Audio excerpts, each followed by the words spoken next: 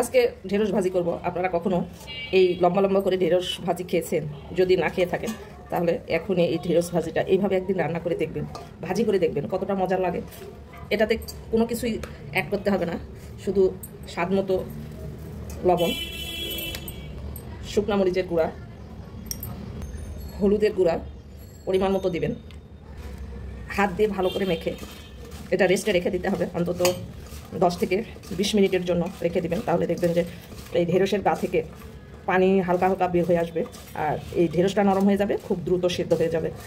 যখন ভাজি করতে যাবেন তখন কিন্তু আর সময় লাগবে না, আর কিচ্ছু দিতে হবে না। সামান্য এই হলুদ, লবণ, মরিচ দিয়ে কিন্তু এটা অসাধারণ লাগে খেতে। একদিন রান্না করে আপনারা দেখবেন কতটা মজার হয় এই ভাজি। আমার তো অনেক ভালো লাগে, আপনাদের কেমন লাগবে একদিন ভাজি করবেন, করে কমেন্টে অবশ্যই জানাবেন। এটা আমি মেখে রেখে দিব 20 মিনিটের জন্য। এটা রেখে দিলাম, 20 মিনিট রেখে দিয়েছিলাম। এই যে দেখেন ঢেঁড়সের গা থেকে পানি বের হয়ে গেছে। এখন আমি এটা ভেজে নেব। চুলায় আগে থেকে ফ্রাই প্যান বসিয়ে রেখেছি, তেলটা গরম হয়ে গেছে। এর মধ্যে শুধু দিতে হবে আস্ত জিরা, আর অন্য কোনো কিছুই দিতে হবে না। আর এটা দিয়ে দিলাম, জিরাটা ফুটে আসলে এটা দিয়ে দিতে হবে। আর চুলার জালটা কমিয়ে রান্না করে নিতে হবে। হাই হিটে ভাজতে পারবেন না, তাহলে এটা সেদ্ধ হবে না, আর খেতে ভালো লাগবে না সেদ্ধ না হবে। এটা অল্প আঁচে রান্না করতে হবে, ঢাকনা দিয়ে ঢেকে, একটু নেড়ে দিয়ে আমি ঢাকনা দিয়ে ঢেকে এটা রান্না করে দেবো। খুবই মজার হয় এই ঢেঁড়স ভাজিটা। যারা খেয়েছেন তো খেয়েছেন, আর যারা খান নাই তারা একদিন রান্না করে দেখবেন এটা কতটা ভালো লাগে খেতে। ঢাকনা দিয়ে ঢেকে দিচ্ছি। মাঝে মধ্যে এটা নেড়ে দিতে হবে, তাছাড়া পুড়ে যেতে পারে। এই যে দেখেন কালারটা চলে আসছে, হয়ে গেছে। বেশিক্ষণ ঢেকে রাখবেন না, তাহলে আবার ঢেঁড়সের কালার চেঞ্জ হয়ে যাবে। অনেকে ভেন্ডি বলে, তাই আমিও ভেন্ডি বললাম। যে যে নামে ডাকে, যাদের আঞ্চলিক ভাষা যেমন তেমনই বলবেন। আমাদের এলাকায় ঢেঁড়স বলে। ঢাকনা দিয়ে ঢেকে এটা রান্না করে নেব, বারবার ঢাকনা খুলবো আর রান্না করে নেব।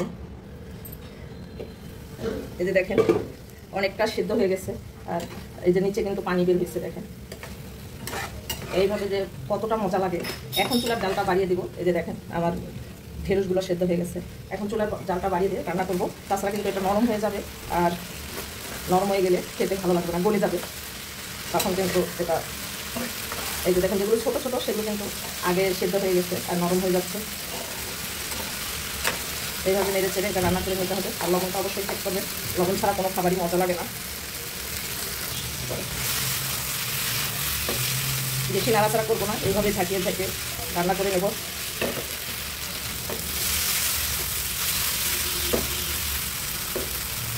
কালারটা দেখুন কতটা সুন্দর আসতেছে।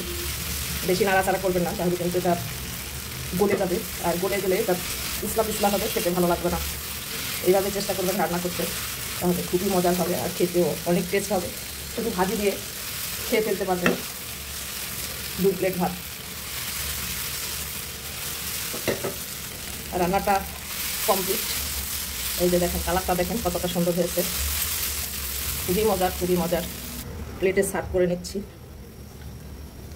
এই যে দেখেন আপনারা যদি এটা ঠিক মতো খান, 2 জনে পেট ভরে খেতে পারবেন। এটা এতটা মজার আর এতটা সুস্বাদু।